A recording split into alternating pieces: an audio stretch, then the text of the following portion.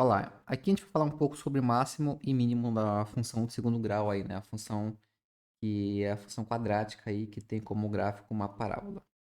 Então, por definição, o que seria nosso máximo e mínimo aí de uma função? Então, a gente vai pegar uma imagem chamada de m maiúsculo, pertencendo ao conjunto imagem da função. Ela será chamada de máximo, né? O valor máximo da função, se, né? Se somente se teremos que esse ym ele é sempre maior ou igual que todo y pertencente ao domínio aí desculpa, a imagem da função f, certo? E para esse caso a gente vai ter um xm maiúsculo que pertence agora assim ao domínio de f.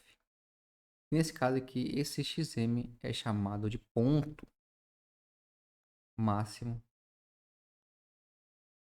da função, ok? Para a gente visualizar melhor isso, né? Ver como é que vai ocorrer, a gente vai pegar a nossa fórmula canônica da equação e trabalhar em cima dela, ok? Então, aqui será o seguinte. Lembrando que a forma canônica é a seguinte. Y é da forma A, que multiplica aqui inteira x mais b sobre 2a ao quadrado menos delta, né, que a gente chamou de discriminante, dividido para 4a quadrado.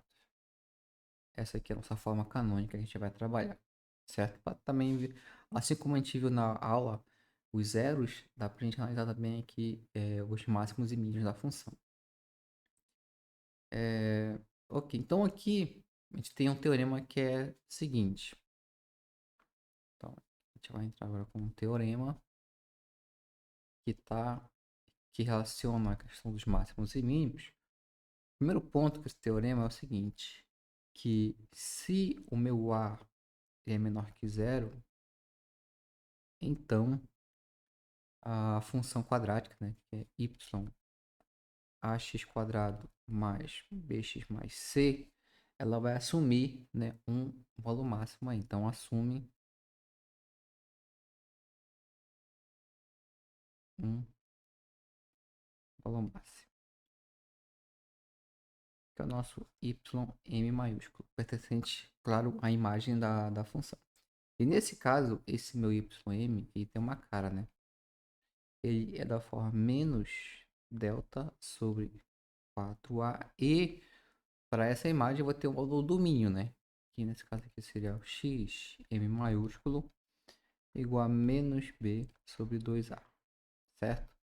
A partir da nossa expressão, que a gente é conhecido como forma canônica da função, a gente vai conseguir encontrar esses valores aqui. Tá, então como é que seria aqui, né? Então, é como se fosse uma demonstração. Tem o seguinte, se ou sendo, né, por hipótese, meu A menor que zero, eu vou ter o seguinte, é, que na minha expressão aqui da forma canônica, eu tenho dois termos, né, que estão dentro desses cochetes. O primeiro é esse termo aqui, ele é constante, certo? Por que ele é constante, né? Porque ele não depende de x. X, a variável, é independente. E aqui só depende apenas de A, B e C, né? Tanto o discriminante tanto o numerador como o denominador dessa expressão aqui, certo? Além disso, eu tenho esse outro termo aqui, ele vai ser um valor positivo, né? Sempre maior ou igual a zero, porque está elevado ao quadrado. Então, com um valor elevado ao quadrado, ele sempre será maior ou igual a zero. Então, o que acontece?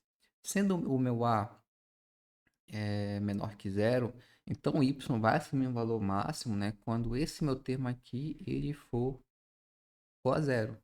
Ok? Então, o que a gente vai ter aqui? Então, o menos delta sobre 4a quadrado, ele vai ser constante, né? E o que a gente vai analisar aqui é a expressão x mais b sobre 2a ao quadrado, que a priori é maior ou igual a zero. Então, na minha diferença lá entre esses termos, quando essa expressão aqui for igual a zero, ela vai assumir um valor máximo porque o nosso a aqui ele é menor que zero. Ou seja, então, x é mais b sobre 2a igual a zero. Isso aqui é verdade se somente se o meu x é da forma menos b sobre 2a. Então, esse aqui é o meu ponto, né, que determina a imagem como máxima.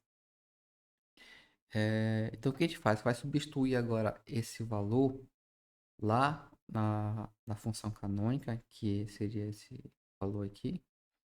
Então, eu vou ter o seguinte. Eu vou ter que o meu y será a que multiplica. Aqui entrará a expressão, né, do x, que é menos b sobre 2a, mais b sobre 2a ao quadrado, menos delta sobre 4a quadrado, certo? Aqui essa expressão vai zerar, então eu vou ter a que multiplica 0 ao quadrado menos delta sobre 4a quadrado. Logo aqui ficará a vezes menos delta sobre 4a quadrado. Logo aqui ficará menos delta sobre 4a. Então esse aqui seria o valor do y.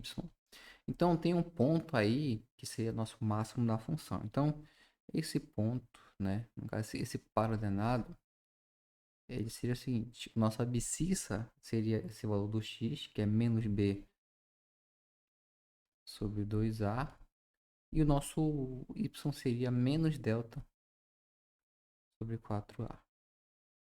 Então, já pegar aqui um exemplo, né, de uma função quadrática em que o meu valor ele é do meu a é negativo,